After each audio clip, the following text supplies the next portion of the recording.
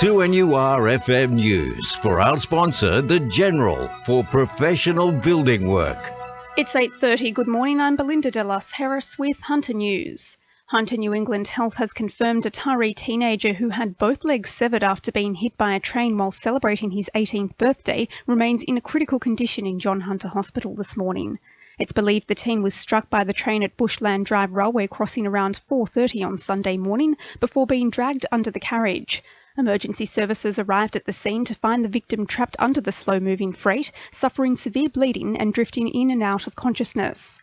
Meanwhile, police haven't ruled out laying criminal charges against a group of people hurling rocks and verbal abuse at paramedics attending the incident.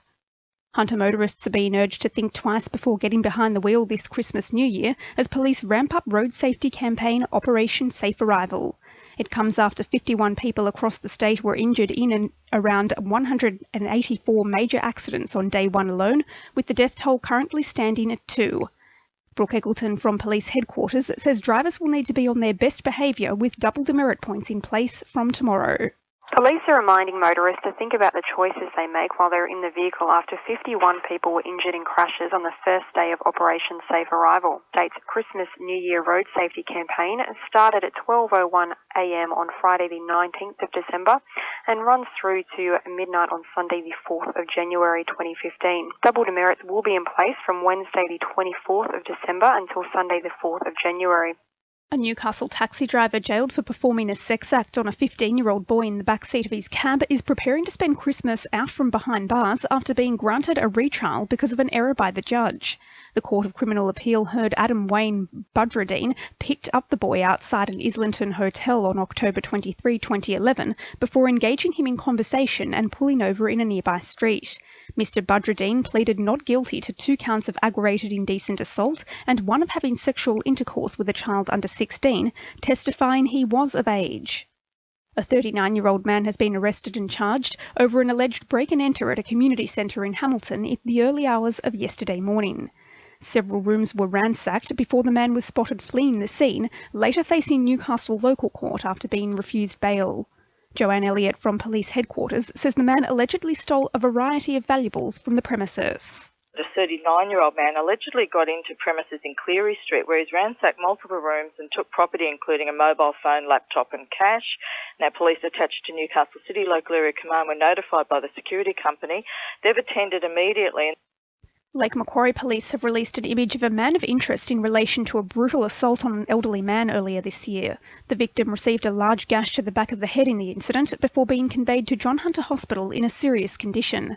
Police searched the area but weren't able to find the attacker. The man is described as around 175 centimetres tall, of Caucasian appearance, with a thin build, fair complexion, blue eyes and brown hair. WorkCover New South Wales is urging Hunter workers and businesses to make safety a top priority this Christmas.